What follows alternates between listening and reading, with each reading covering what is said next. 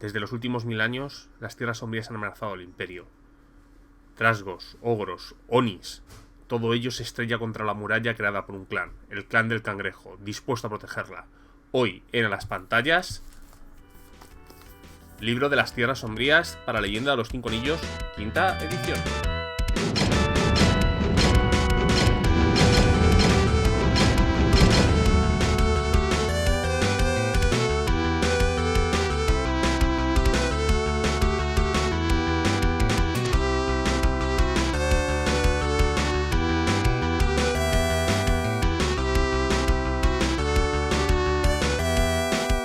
Buenas a todos, soy Ezcardan, os traigo por fin la reseña de los libros de quinta edición de Leyenda de los 5 Anillos, en el cual supone este libro de las Tierras Sombrías, la aventura de la Máscara de Oni y el DLC Las Colas Anudadas, que bueno, está en este formato. Esto se puede descargar gratuitamente desde la página de Fantasy Flight Games en España, en el que nos proporcionan nuevos elementos para poder visitar las Tierras Sombrías. Realmente es un complemento para la Máscara de Oni, pero se puede jugar de forma independiente.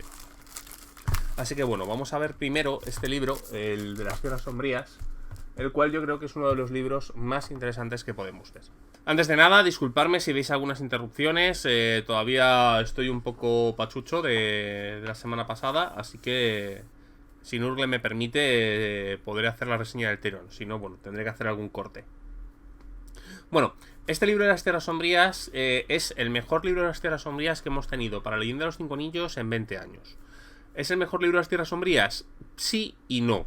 Es muy bueno. Yo os digo, lo mejor de los 20 años, sobre todo porque a partir de segunda edición, las Tierras Sombrías han sido un elemento que en el L5A está muy dejado de lado. Pero yo sigo prefiriendo los diarios de Kunimokuna, el libro original. Y hasta cierto punto, aunque yo sé que es un libro que disgusta muchísimo, muy poca gente le gusta, pero a mí yo soy muy fan de él, el portador es de Jade. Tenéis reseñas en mi canal de esto. De todas maneras, pienso hacer un especial analizando todos los libros de las Tierras Sombrías, que vienen a ser 6, aunque yo solo tengo 5 de ellos, porque uno de ellos salió solo en inglés y no lo tengo. Dicho esto, vamos a empezar.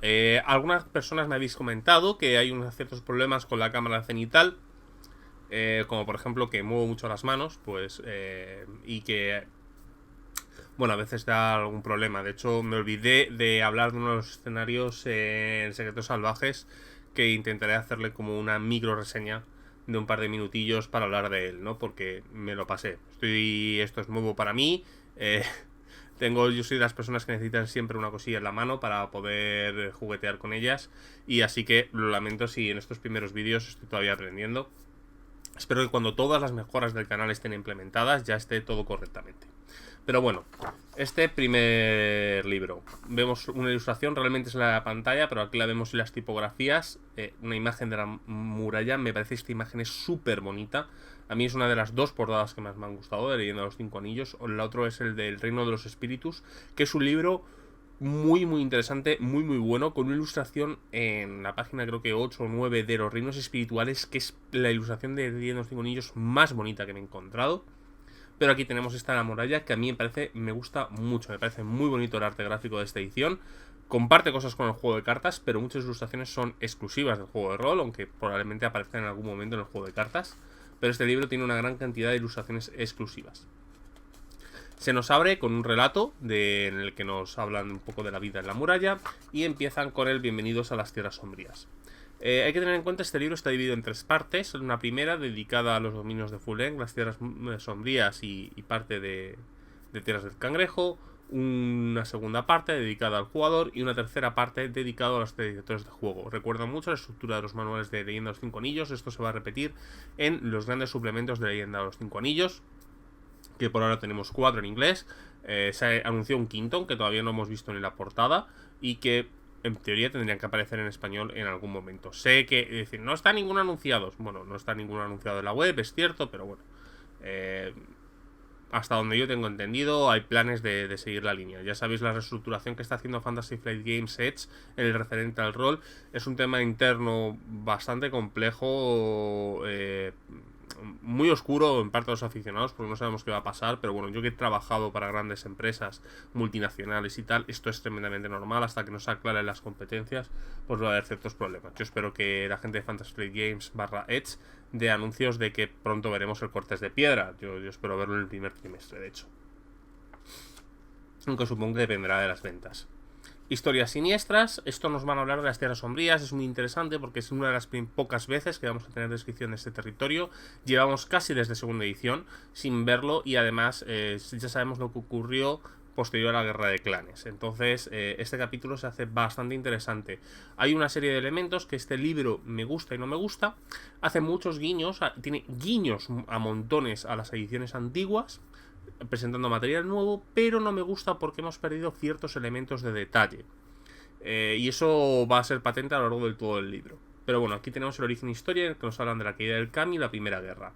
Es esta guerra en la cual pues aparece Fuleng, nos da nuevos elementos de Fuleng. Fuleng, por ejemplo, es el segundo hermano en todos los puntos. Es el hermano más fuerte, pero es menos fuerte que Hida, el hermano más sabio, pero es menos sabio que Sotogasi, el hermano más inteligente, pero es menos inteligente que Shiva. Lo cual a mí me hace pensar que muy probablemente hubiera ganado el torneo a Hantain y se hubiera convertido en el emperador. Esta faceta no nos había sido presentado nunca, sino que aquí se nos presenta. Aquí hay otra cosa que además, que es que cuando él va a exigir su derecho, es Hantain el que muestra a Togashi. Cuando en las historias originales, esto es un ligero cambio, es Togashi, es Fuleng el que decide enfrentarse a Togashi. No es Hantain quien elige a Togashi, ¿no? Pero bueno, el resto de elementos es bastante similar. Nos vuelve a hablar un poco de los ogros. Los ogros es una... a lo largo del libro, alguna pincelada muy pequeña. Los ogros es una raza que en Leyenda de los Cinco Anillos ha cambiado varias veces, ha tenido varios recons. Al principio era una raza creada por Fuleng para parecerse a la humanidad y después era una raza ancestral y tal. Este tipo de cosas cambian ligeramente, le pasa un poco como las nagas, ¿no? Este tipo de criaturas todavía le faltan un pelín de elementos. Nos hablan del Día del Trueno y propiedades de las Tierras Sombrías, la naturaleza de las propias tierras, un mapa que es precioso, a mí me encanta, el cartógrafo de esta edición me parece que es buenísimo, es brutal. Tiene un montón de elementos muy curiosos y hay un par de elementos en este mapa a tener en cuenta. Los elementos a tener en cuenta es que las Tierras Sombrías ha sido un elemento que ha sido casi abandonado en ediciones más recientes. Tenía el tema del clan de la araña y tal, pero es verdad que fueron muy descuidados en ella. Así que bueno, aquí tenemos y podemos ver esto. Esto es curioso porque antiguamente las Tierras Sombrías, esta parte estaba protegida por los unicornios, ahora no están. ¿De acuerdo? Y los unicornios, sobre todo los motos, defendían esta parte de la muralla, entre comillas, para evitar que las Tierras Sombrías entraran. Y además existía una especie de muralla acuática que evitaba las flotas de las Tierras Sombrías. Pero esto no era un problema. Como han acercado las tierras Yasuki a esta zona, ya no existe propiamente dicho la bahía de los peces dorados y ese tipo de elementos. Han cambiado ligeramente el funcionamiento de esta zona, aunque los cangrejos siguen teniendo una gran armada y sigue existiendo esta especie de mar interior. Ha cambiado ligeramente la configuración. Esto no es un problema porque leyendo los Cinco Anillos, hasta el Atlas de Rokugan su cartografía era especialmente mala. Pero ha cambiado ciertos elementos que lo vuelven mucho más interesante. Esta parte está defendida principalmente por barcos. Aquí tenemos el pueblo de la última esperanza de Shinsei, que es un pueblo muy importante que nos van a describir después. Este pueblo me parece un concepto súper interesante. Y además, bueno, no tenemos aquí, evidentemente, las montañas del crepúsculo. Bueno, sí existen, pero no existen de la misma forma, que eran impasables, que era lo que evitaba que las Tierras Sombrías entraran por este lado. Y además, las Tierras Sombrías no pasan por aquí porque entran directamente en el Sinomen. Y el Sinomen, aunque las Tierras Sombrías las hordas de las Tierras Sombrías lo han intentado varias veces, algo desconocido las ha parado, hasta el punto de que es que hay una especie de ciénaga de Tierras Sombrías en algún lugar del Sinomen. Eso nos lo van a explicar a lo largo de todo el libro. Son pequeños detalles que han cambiado la naturaleza de las Tierras Sombrías, porque estos cambios sutiles hacen que sea un territorio quizás más interesante de explorar. A continuación, pues nos van a hablar un poco cómo funcionan las Tierras Sombrías como enemigo, cómo corrompe la tierra, el aire, el agua, cómo es la vida vegetal y animal.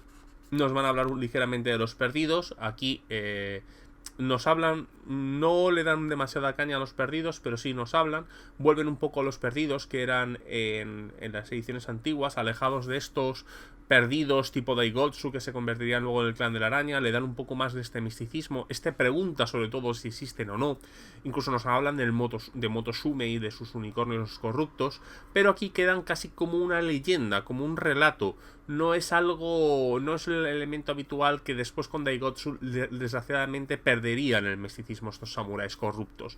Aquí les vuelven a dar ese elemento casi legendario, ¿no? Estos samuráis de leyenda que son capaces casi cada uno de destrozar una guarnición cangrejo entera. Y que además no se suelen acercar a la muralla. Granedor es interesante, esto es un guiño a los diarios de Kunimokuna. Esta es una ciudad que fue conquistada por las tierras sombrías y los cangrejos de vez en cuando van a exterminarla, ¿no? Lo que pasa es que siempre que la exterminan vuelve a llenarse. Es una ciudad de trasgos y de criaturas de tierras sombrías. Esto es, lógicamente, un guiño directo a esta ciudad que nos describen en los diarios Kunimakuna, en el cual Bastón o Callado se le da un tour turístico y que era una especie de lugar en el que muchos Kuni iban a negociar con rátidos, trasgos y otro tipo de entidades. Y aquí volvemos a tener este elemento. No nos lo describen exactamente, pero yo creo que es un buen guiño y le dan los directores de juego un... ¿Esto existe o no existe? Y además te dicen que los cangrejos de vez en cuando cíclicamente lo van. Lo que pasa es que han descubierto que es un poco inútil limpiarla y no le dedican tanto tiempo, pero te dicen que siguen habiendo. Entonces yo creo que este granedor es un gran semilla de aventura y para construir los directores de juego a través de él. Algo que quizás quedaba demasiado cerrado y era un poco mezcla entre cómico y raro en los diarios de Kunimokuna originales. Rejones de las tierras sombrías, nos van a hablar, las tierras sombrías se dividen como en 3 elementos: cerca de la muralla, a 3 días de la muralla y en las tierras sombrías profundas. Esto es curioso, aquí nos describen muy poco esas tierras, se describen mucho mejor en el manual de las tierras sombrías 2, Portadores de Jade. Ahí están muy descritas estas tierras y cómo funcionan. Aquí nos lo dejan entrever. Si tú has leído ese libro, el funcionamiento de las tierras sombrías en este libro quedan perfectamente claras. Y da muchísimas ideas, además de presentarnos nuevas regiones de las tierras sombrías. Pero es una lástima que sin el Portadores de Jade a veces puede resultar un poco extraño en la explicación de este capítulo. A veces creo que esto está más pensado para veteranos. Aunque es verdad que está bien y da ideas. Yo no sé, es una persona que no conozca esto, cómo puede enfrentarse a esta zona del capítulo. Nos hablan de diversos lugares, ¿no? A lo largo de las tierras sombrías. Y esto es ligeramente común. Nos van a hablar a veces de criaturas. Aquí no hay problema porque sí nos aparece una ilustración. Pero como veis, gran parte de las criaturas no tenemos una ilustración. Esto es un problema en el bestiario. El único bestiario interesante que para esto ha tenido Leyendo los 5 Anillos eran los propios diarios de Kunimokuna, en el que no te describen una sola criatura sin su ilustración. Y algunos, como el Panagalán es súper interesante, porque esto es una criatura, típica del folclore japonés, en el cual es una cabeza con sus órganos colgando que duerme en vasijas de vinagre. Bueno, aquí algunas cosas no te las explican, ¿no?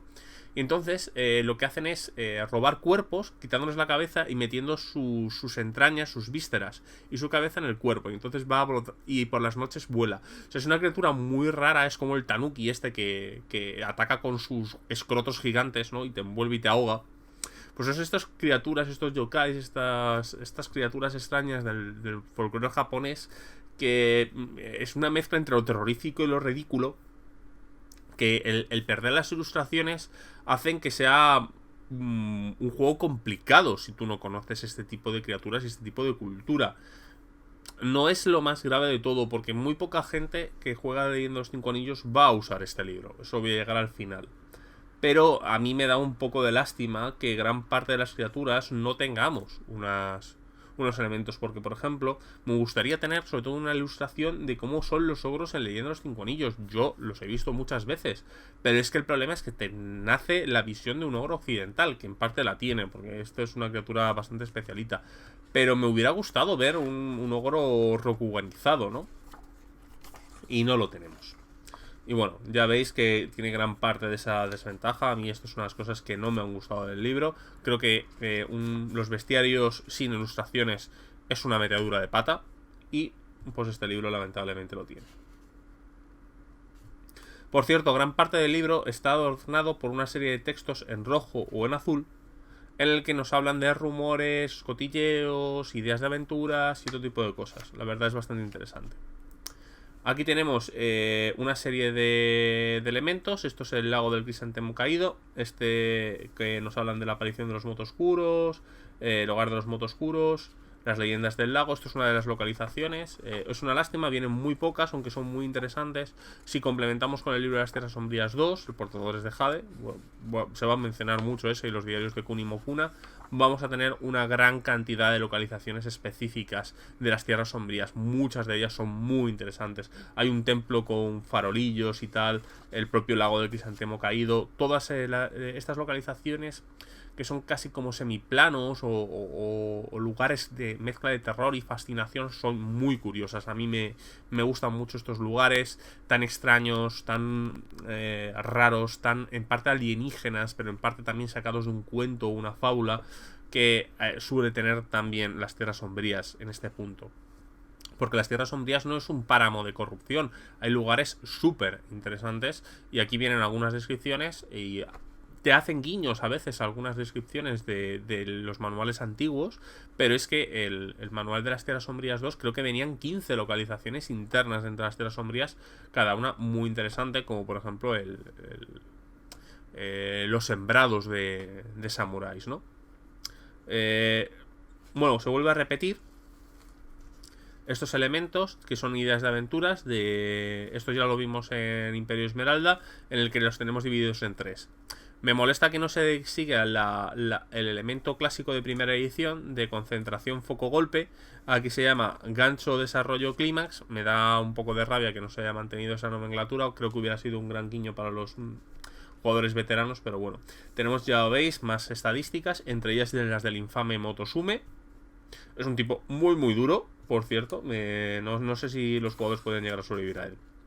La arboleda de los falsos farolillos, ¿no? Que ya os digo, muchos de estos lugares son súper divertidos, muy muy buenos, con un montonazo de ideas de aventuras. Estas localizaciones específicas de Tierras Sombrías complementan muy bien las que ya teníamos, si tenemos los libros antiguos, y si no nos dan una idea. Para mí el único problema es que vienen pocas, pero por lo demás está muy muy bien. El pozo supulante del Fuleng, en el que nos hablan de la historia del pozo, ¿ves? Nos vienen las leyendas, semillas de aventuras, cosas. Nos habla mucho de la obsidiana, ¿no? Este material maldito de Fuleng. Aquí, un momento dado, hay una serie de problemas a lo largo del libro, que hay cosas que no quedan claras. Y no es que no quedan claras, es que el orden es extraño. Nos menciona mucho, por ejemplo, que las Tierras Sombrías forjan armas con obsidiana o llevan obsidiana. Y claro, la obsidiana, en ediciones anteriores a la sangre de Onotangu, y además tenía una cosa que se podía... era un material que dañaba las Tierras Sombrías, pero creaba un problema en el portador, ¿no? Aumentaba sus defectos. Aquí también lo tiene, pero va a tardar un poco en hablarnos de esto.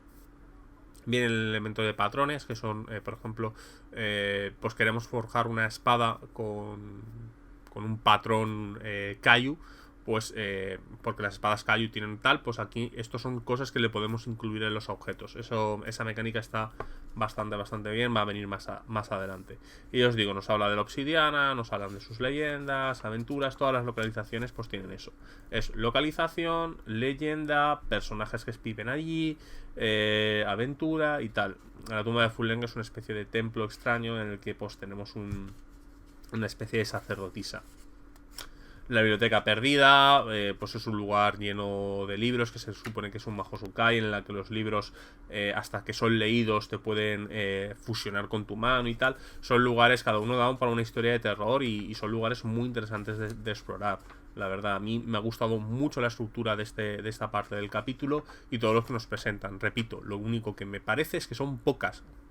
Yo podría pasarme perfectamente las siguientes 80 páginas leyendo más de estas. Si tenemos libros anteriores, pues tenemos muchas más, porque de algunas incluso se hace algún guiño ligero. Castillo de la Luz del Día. Este castillo es el castillo Iruma, conocido por las ediciones anteriores, en las cuales pues nos hablan un poco de cómo funciona el castillo. Y nos mandan a la Máscara de Loni, que es la aventura que salió, en el que tenemos una descripción detallada de lo que ocurre en el castillo. Pero aquí tenemos una información del castillo que se complementa bastante bien, con algunas localizaciones. ¿Es bueno tener las dos? Sí. Cada uno se complementa. No viene lo mismo, pero vienen cosas muy complementarias. Es muy interesante tener las dos. Nos hablas de la importancia del castillo, lo mismo, sus habitantes, aventuras para ahí, y a continuación nos hablan de los Nezomi. Los Nezomi es muy curioso, nos hacen muchos guiños a la tribu de la oreja raída, no me acuerdo cómo se llamaba exactamente, que es la tribu antigua. Que nos hablan casi como si fuera una leyenda o unas historias antiguas, ¿no? Lo cual a mí me parece mucho guiño al veterano, que esas tribus antiguas, que los que hemos jugado a la leyenda de los 5 anillos o hemos jugado dirigido en partidas de las Tierras Sombrías, nos venga ese guiño, la verdad a mí me ha parecido muy interesante. La historia de los Nezumi en general no han cambiado, es bastante similar. Lo único que le puedo echar en cara es que no tenga un generador de nombres aleatorios de tribus Nezumi. Pero por lo demás, bastante bien. Es este pueblo, hombre rata, que antiguamente tuvieron un imperio floreciente, cuya capital estaba en el Pozo Supurante, fue destruida por Fulenka al caer. Y tienen una serie, son enemigos de las Tierras Sombrías, tienen una serie de alianza con el clan Cangrejo y realmente son unos buenos aliados de Rokugan. Lo que pasa es que al ser hombres rata pues suelen ser bastante mal vistos, aunque los cangrejos los tienen bastante estima. Incluso parte de los túneles de bajo la muralla del carpintero están protegidas por estos rátidos. La verdad, a mí me ha gustado bastante. Es un capítulo bastante chulo en el que te permiten hacer muchas cosas con los Nezumi. Incluso podrías jugar una partida de Nezumis, aunque no del todo, no tanto como me gustaría. La oreja destrozada. Pero bueno, me hubiera gustado unas reglas propiamente dichas para jugar Nezumis. Vamos a tener algo similar, pero para mí le faltaría un poco de chicha. A ver, tiene sentido. Este juego está muy pensado para jugar con humanos y problemas y pasiones humanas. Crear las razas hubiera sido problema, pero me hubiera gustado un sistema para crear un compañero Nezumi, ¿no? En el cual tenemos una ventaja. Me hubiera gustado alguna regla adicional, pero bueno, nada que no podamos hacer con el sistema de creación de PNJs. Clan del Cangrejo. Estos libros, los libros, vamos a llamar de soporte, en teoría deberían de ser 7. Todo apunta a que van a ser 7. Han salido 4 de ellos, el quinto está anunciado, que es el del dragón. Nos hablan de un clan mayor. Aquí el único problema que tengo es que hay cosas que me faltan. Por ejemplo, la historia del clan del cangrejo clásica. Bueno, para empezar me falta un poco cómo se ha estructurado oficialmente la estructura del clan. Me gustaría que viniera pues los nombres de Hida Kitsada, sus hijos, porque te los mencionan, pero no. Por ejemplo, yo a Ushi no la he visto. No sé si existe en este mundo alternativo. Te mencionan a Taka, pero no sé hasta qué punto Taka es el Taka antiguo, porque no sé si Yasuki Taka es miembro del Colat. No sé exactamente quién es el Daimyo Kayu o el actual Daimyo Iruma. Sí, puedo sacar decisiones y que supongo que con el juego de cartas puedo sacar más nombres, pero me hubiera gustado ver un esquema de cómo está estructurado el mando de la familia, ¿no? La parte de arriba de las familias. No lo tenemos, y a mí sí me hubiera gustado tenerlo. De todas maneras, por lo que estamos viendo en los libros, cada libro de estos va a tener un clan distinto. Aquí nos viene, como ya os digo, vienen los cangrejos con gran parte de elementos. Hay cosas que me fastidian. Me hubiera gustado ver la historia del pacto. Nos hablan, y bueno, la tenéis escrita más o menos en mi canal. Y si no, bueno, en algún momento me apetecería dramatizarla, porque creo que cómo se crea la alianza entre Kayu, Iruma, Kuni y Hida es interesante. Aquí la perdemos. Esto está pasándome mucho en libros de la leyenda de los 5 anillos. Hay mucho material viejo que está casi perdido. Por ejemplo, la creación de Chiraka aquí cambia. No crea a Chiraka Kayu para matar al general Oni.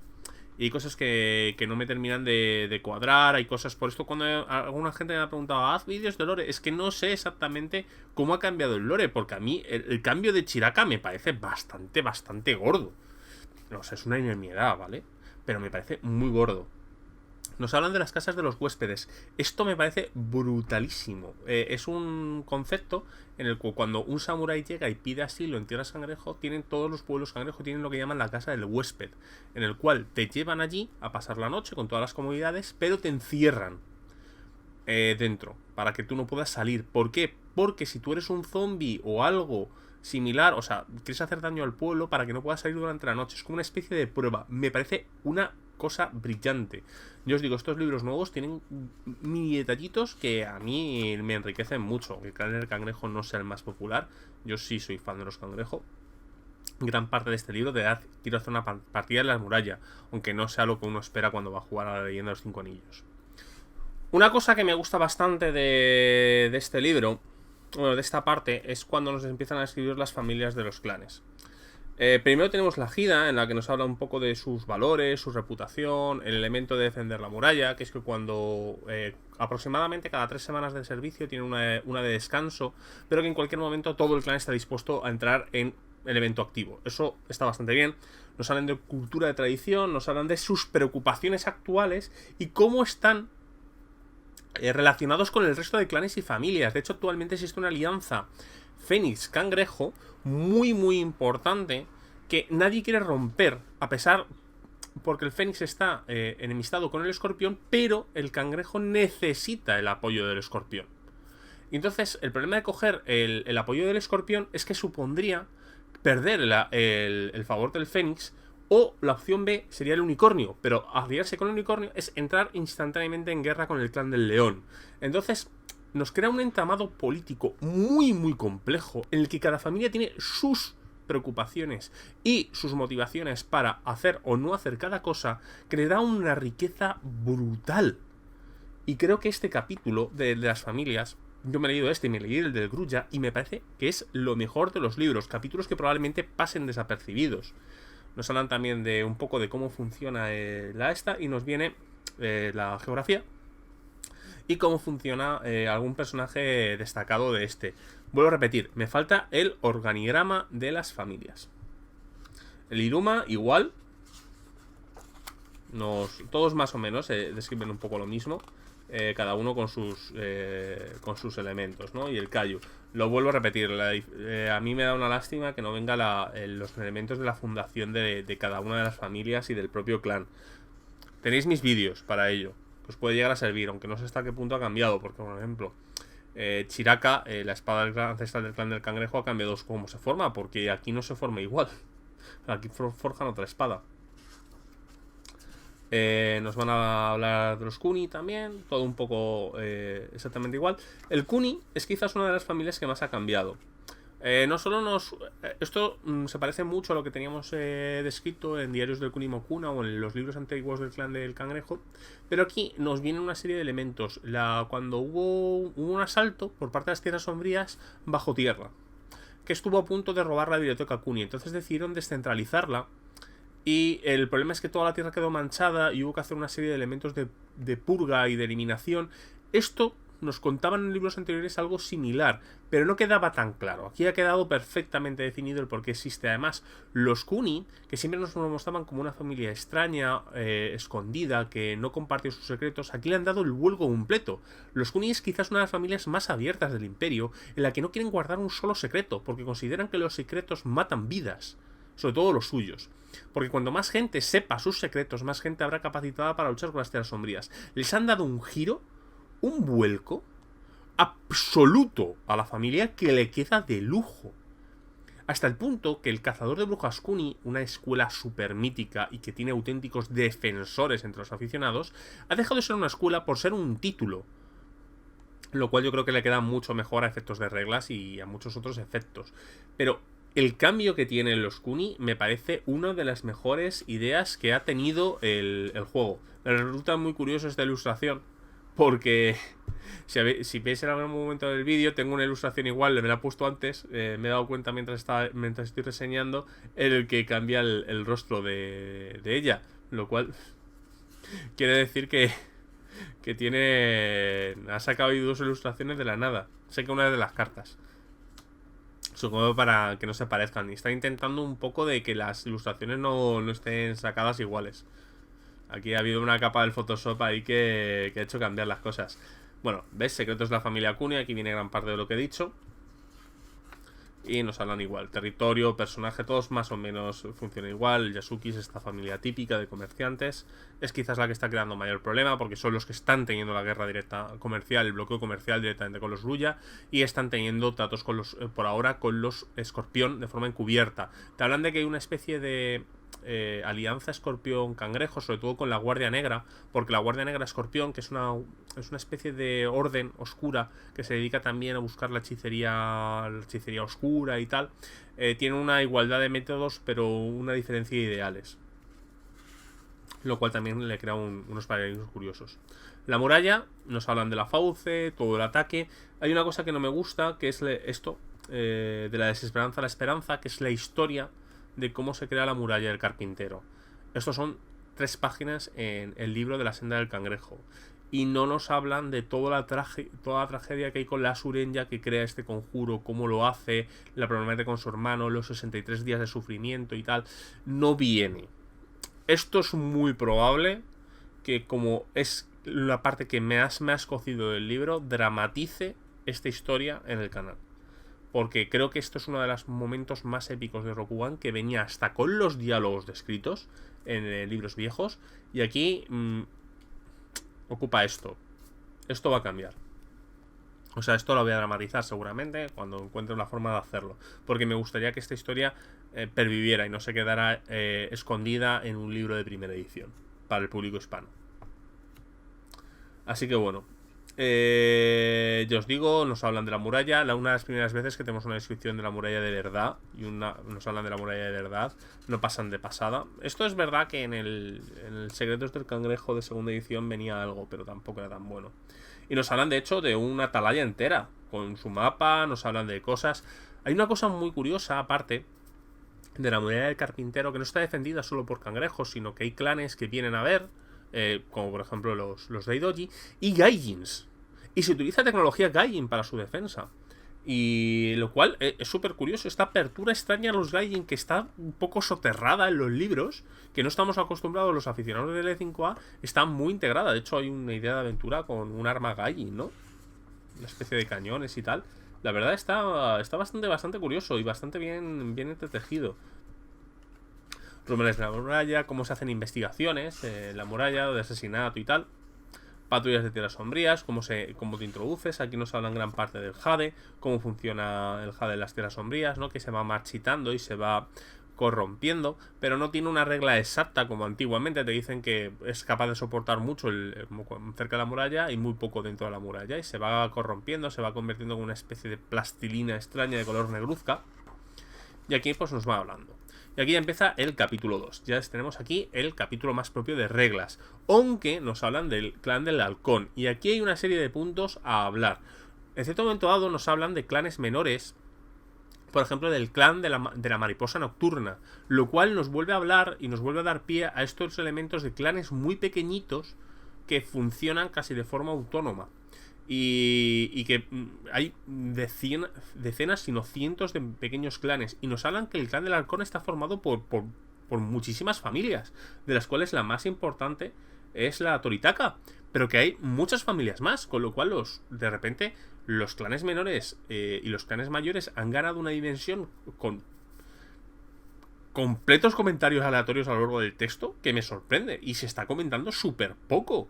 Es como estamos pensando en los clanes menores como los que existían en las ediciones previas, y no, aquí los clanes menores funcionan como funcionaban los clanes realmente en Japón, en la cual pues el clan del halcón, pues a lo mejor son 10 o 15 familias, de la cual la importante es la Toritaka.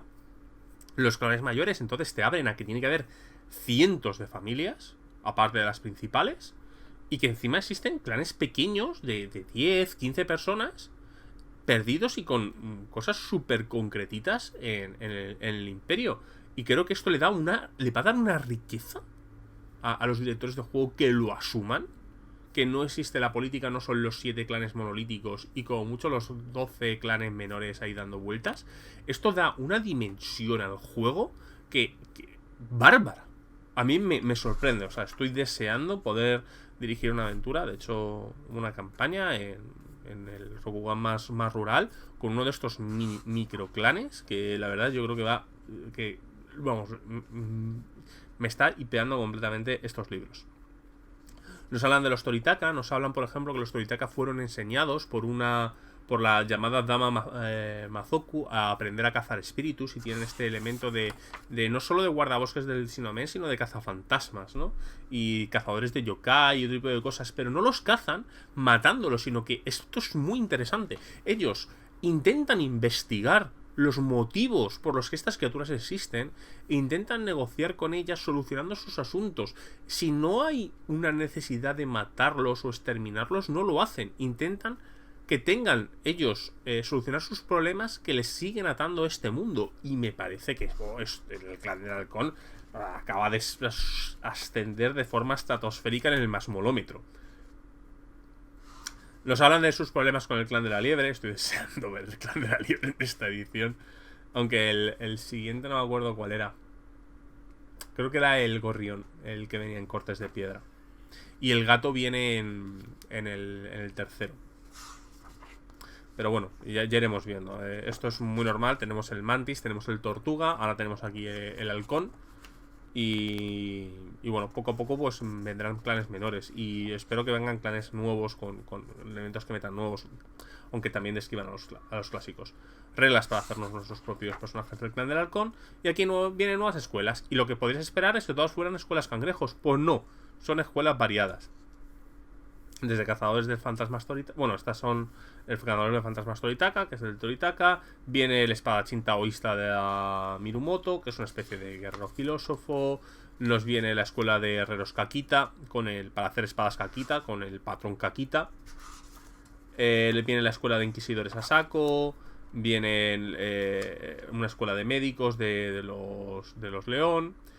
Viene aquí los preservadores Yogo, que son esta escuela era la que creaba los círculos de magia que protegían, que venían, es esta regla opcional que venía en la primera edición. La verdad está muy chulo, con todos estos pequeños guiños, ¿no? La escuela de protectores, los Kuni tienen como la escuela de protectores y la escuela de preservadores, porque ya no existe propiamente la escuela de cazadores de brujas, sino que eso es un título.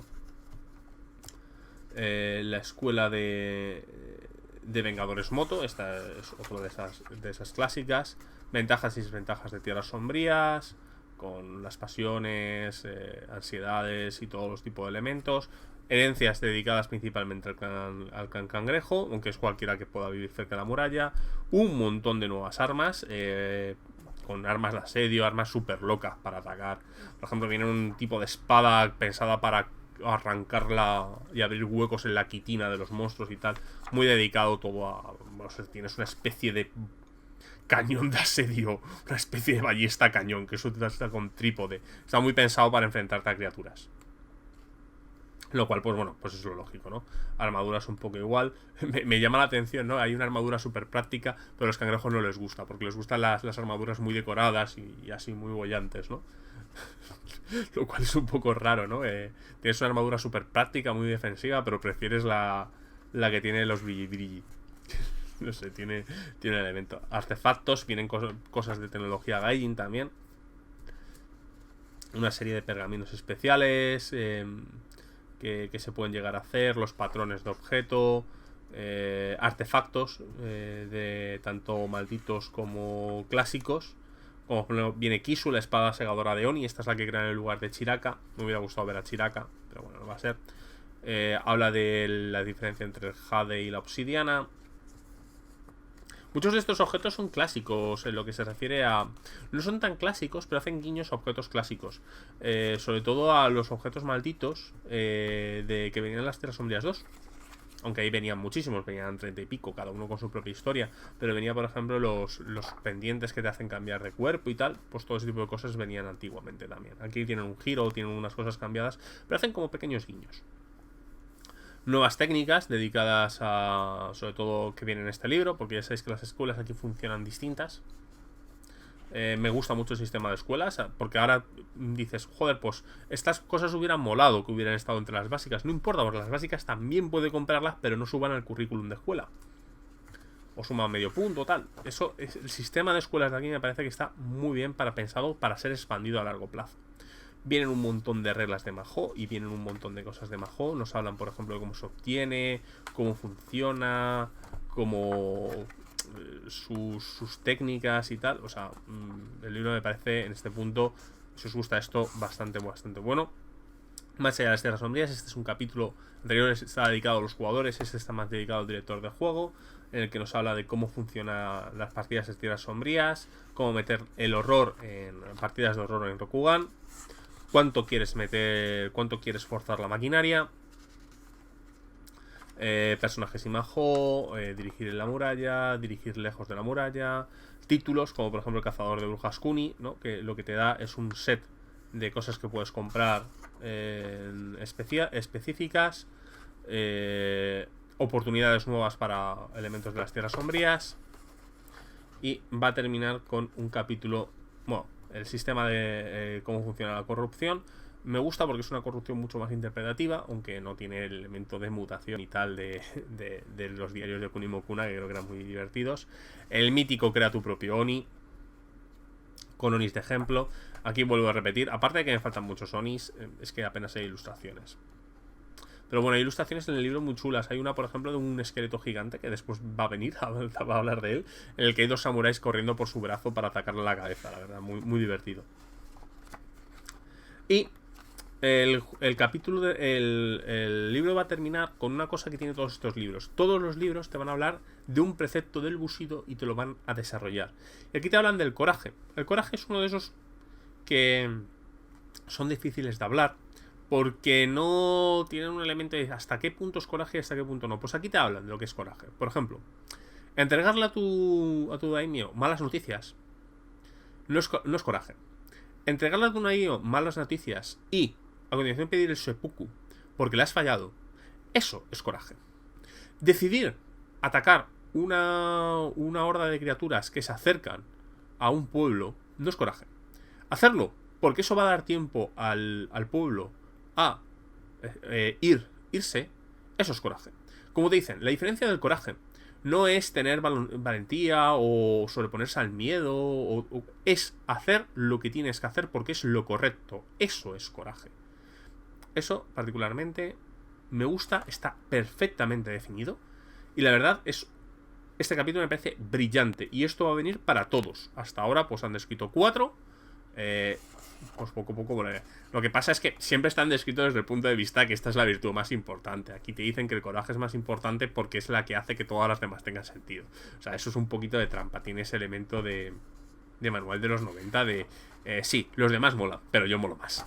Pues bueno, aquí tenemos ese punto del coraje, pero la verdad está bastante bien. Y bueno, nos viene una serie de plantillas nuevas para los PNJs.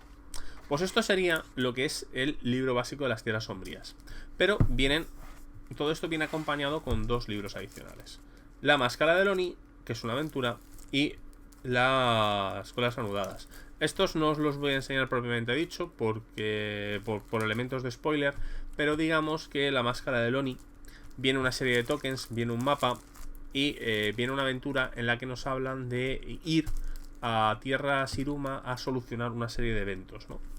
En el cual vamos a conocer la historia del castillo Iruma y vamos a intentar solucionar una serie de cosas. Está muy bien porque los jugadores tienen una gran cantidad de personas que están interesadas en algo allí para hacerlo. Está conectado con aventuras anteriores porque gran parte de esto nace porque uno de los PNJs, si habéis jugado la aventura que viene en la campaña, logra hacer algo y huye a este lugar. Y los jugadores están dedicados a perseguir y atrapar a este personaje.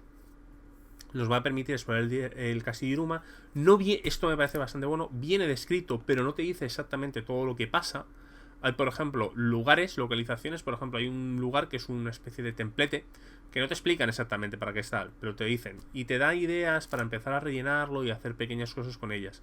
Es una aventura que hace casi homenaje a la mítica aventura de la pantalla de la primera edición, porque también exploramos el castillo Iruma, pero le da una vuelta de tuerca.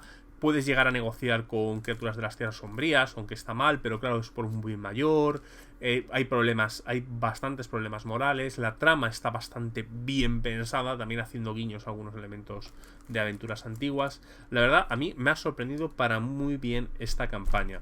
Esto viene a ser, al menos en los 4 primeros libros, todos han salido con eso, con un libro básico, una aventura en la que está basada para explotar todo lo que viene ahí, y todas vienen además con un pequeño DLC. Se llaman así, en inglés. Pues al fin y al cabo es lo que significa. Esta aventura está pensada para ser dirigida en mitad de esta aventura. Es cuando los jugadores logran llegar a la muralla del carpintero y van a entrar en las tierras sombrías. Esta aventura está pensada para rellenar ese viaje, en la cual los jugadores se pueden llegar a liar con esta tribu de Zumi, las colas anudadas. En la cual, bueno, pues nos hablan de una serie de problemas de Zumi, en la que nos van a meter en su cultura, nos van a meter también en nuevas decisiones. La verdad, está muy bien parida. Hace mucho tiempo, a ver, Leyenda de los 5 Anillos no tiene muchas aventuras oficiales, técnicamente se dejaron de publicar en primera edición, pero me parece que es una de las mejores que han salido para el juego.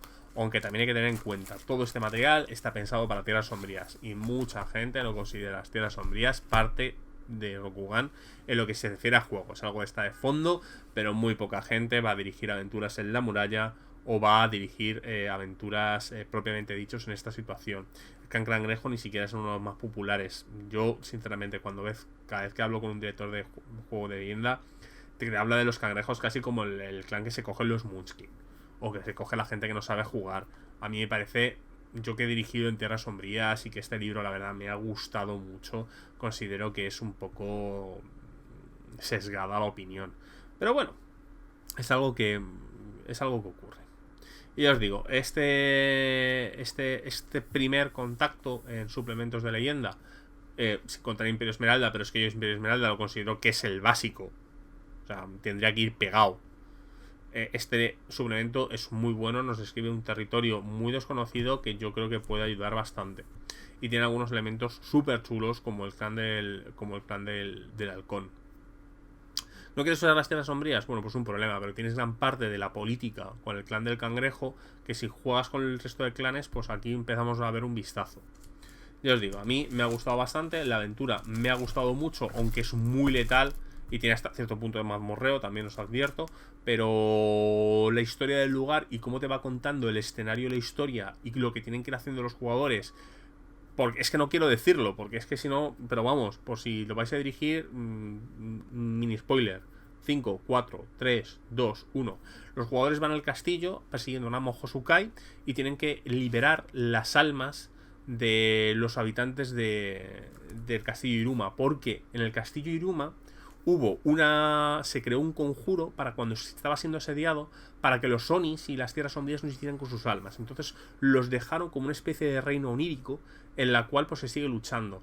Esto se hizo porque la Surenya que creó este ritual pensaba que en algún momento gente justa podría llegar y deshacer el entuerto. Entonces los jugadores tienen que encontrar 3 llaves a lo largo del castillo, enfrentándose a la historia del lugar, a los habitantes que se intentan hacer. Hay una especie de guerra fría por hacerse con estas almas, en las que incluso está un Oni que está dispuesto a pactar por los jugadores para hacerse con parte de las cosas, ¿no?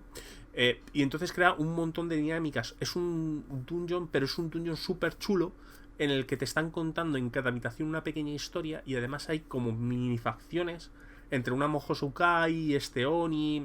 Puede haber otros contendientes luchando por esto. Ya os digo, a mí me parece que es una brutalidad de partida. Y esta y su DLC, que nos presenta gran parte de estos elementos oníricos y también de la cultura Nezumi, también es muy bueno. Quizás no sea una aventura típica, es tremendamente mortal, por cierto. O sea, yo no sé cómo los jugadores pueden salir vivos de alguno de los encuentros. Me parece, sí, al menos sin usar la cabeza. O sea, si van a espadazos, este puto módulo es impasable. Así que bueno, esto es la reseña de Leyenda de los 5 Anillos. Pondré un letrerito de spoilers para esta última parte, y espero que os haya gustado. A mí el libro, ya os digo, me ha encantado, me he enamorado de este. Tiene cosas muy buenas. Ya os digo, el mejor libro para mí en 20 años de las Tierras Sombrías, tampoco era muy difícil. Y haré una pequeña comparativa. Lo siguiente que voy a reseñar es un suplemento del anillo único. Y a continuación ya sí empezaré por fin con las reseñas de Hombre Lobo. Espero que os haya gustado todo. Soy Ezcardan. Nos vemos.